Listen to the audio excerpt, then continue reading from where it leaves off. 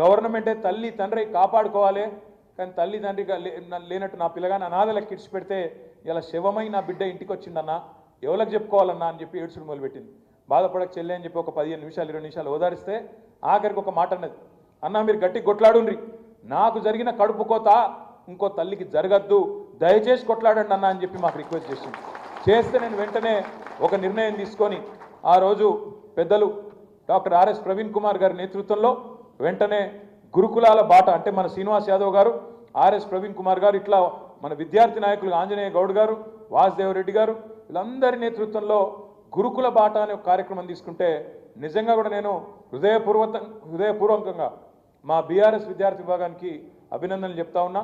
మీరు ప్రభుత్వం కళ్ళు తెరిపించింది, మీరు మొదలు కాగానే తిరుగుడు, ప్రభుత్వం కూడా ఉరుకుడు మొదలుపెట్టింది.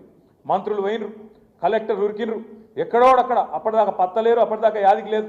ఇటు ఆర్ఎస్ ప్రవీణ్ అన్న అటు బీఆర్ఎస్వి మొత్తం టీం కదిలే వరకు మీరు ఎక్కడోళ్ళు అక్కడ 30 జిల్లాలలో ఎక్కడికక్కడ గురుకుల బాట పట్టే వరకు అప్పుడు ప్రభుత్వం దున్నపోతు నిద్ర వదిలి బయటికి వచ్చి ఏదో చేసినట్టు 2 రోజులు డ్రామా చేశారు.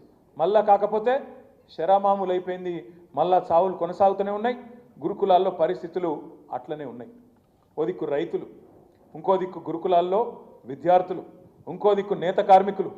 ఇప్పటికీ ఈ ప్రభుత్వం వచ్చిన తర్వాత దగ్గర సంవత్సర కాలంలో 30 మంది పైచిలకు చేనేత కార్మికులు ఆత్మహత్య చేసుకున్న పరిస్థితి. ఆటో డ్రైవర్లు దాదాపు 100 మంది వాళ్ళు ఆత్మహత్య చేసుకున్నారు. ఇదే నేను కాకి లెక్కలు చెప్తలేను, గాలి లెక్కలు చెప్తలేను. ఇవన్నీ కూడా మేము అసెంబ్లీలు ఇచ్చినాం ప్రభుత్వానికి. అసెంబ్లీలనే లిస్టు తయారు చేసి ఇగో వీళ్ళ పేర్లు ఇవి, అడ్రస్ గిది, వాళ్ళ తండ్రి పేరు గిది, భార్య పేరు గిది, వాళ్ళని ఆదుకోండి, ఇకనైనా మొద్దు నిద్ర వీడండి అని చెప్పి వారికి అప్పచెప్పినాం.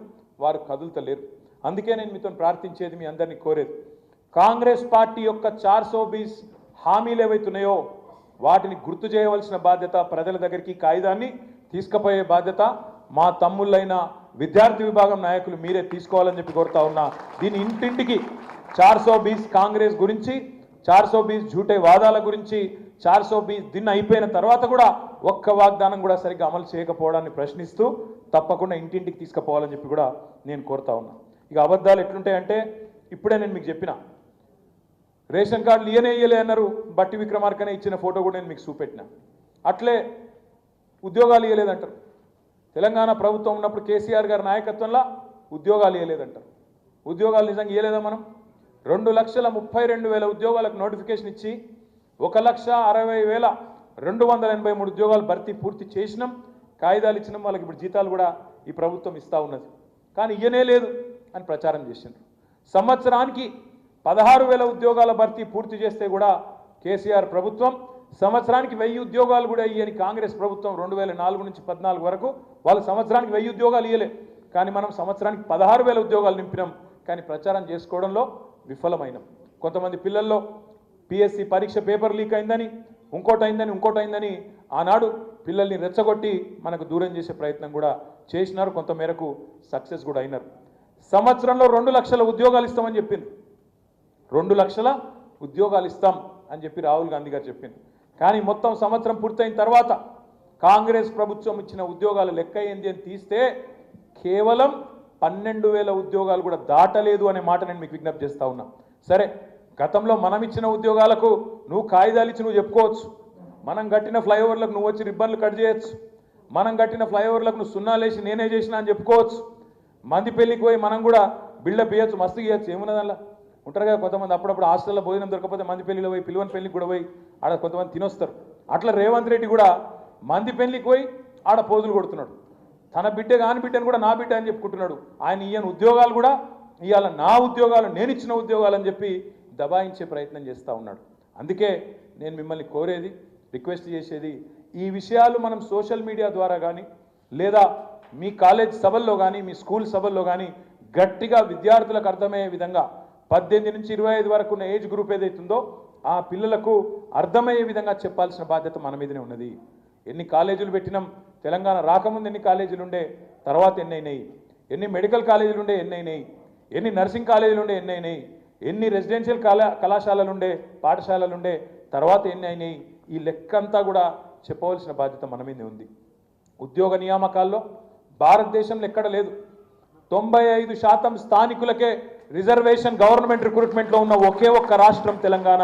దాన్ని సాధించిన ఒకే ఒక్క నాయకుడు కేసీఆర్. భారతదేశంలో ఏ రాష్ట్రానికి ఈ వెసులుబాటు లేదు. 95% రిజర్వేషన్ ఫర్ లోకల్స్, మిగతా 5% కూడా ఓపెన్ కేటగిరీ. అందులో కూడా మనం కొట్లాడచ్చు.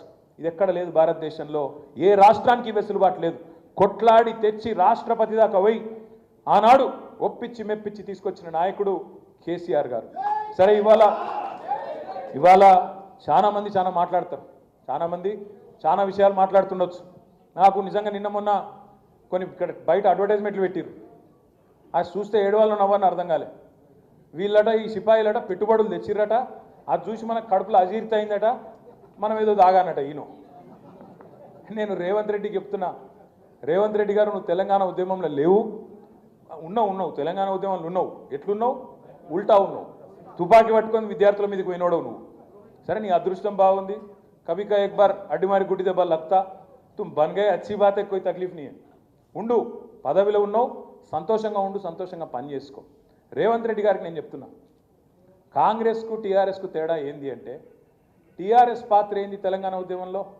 ఒక తల్లి ఎట్లయితే ఒక బిడ్డకు జన్మనిచ్చే ముందు 9 నెలల పాటు మోస్తుందో తల్లిని కడుపులో ఆ బిడ్డను, తర్వాత పురిటి నొప్పులు పడుతూ, పురిటి నొప్పులు అనేది మరి ఆడపిల్లలు నడితే మీ తల్లినో మీ చెల్లెనో నడితే చెప్తారు.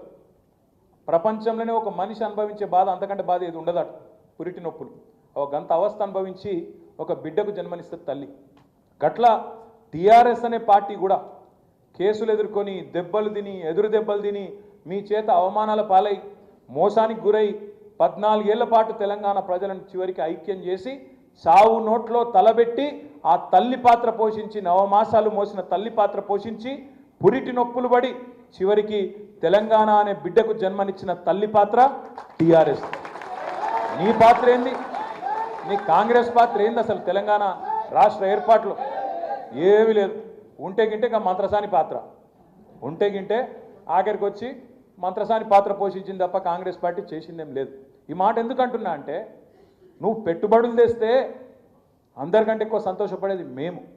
ఎందుకంటే మేము తెలంగాణ మా బిడ్డ, ఇది మా రాష్ట్రం, మేము తెచ్చిన రాష్ట్రం అనే భావనతో ఉండేటోళ్ళం. తెలంగాణను ప్రేమించేటోళ్ళం. తెలంగాణకు మాకంటే ఒక 2 పనులు ఎక్కువ చేస్తే సంతోషపడేటోళ్ళం, సంబరపడేటోళ్ళం. దమ్ముంటే చూపెట్టు. ప్రజలు అడుగుతున్నారు. 1,78,000 కోట్లని బిల్డపిచ్చుడు కాదు. 2024లో ఇట్లే చెప్పినావు నువ్వు, నీ ఉప ముఖ్యమంత్రి బట్టి విక్రమార్క. 42,000 కోట్ల పెట్టుబడులు తెచ్చినాం అని గవర్నర్ ప్రసంగంలో, బడ్జెట్ ప్రసంగంలో మీరు చెప్పినారు. ఇలా ప్రజలు మీ మీద ఎందుకు అనుమానపడుతున్నారు? ఎందుకంటే నేతి బీరకాయలు నెయ్యి ఉంటుందా? నేతి బీరకాయలు నెయ్యి ఉంటుందా?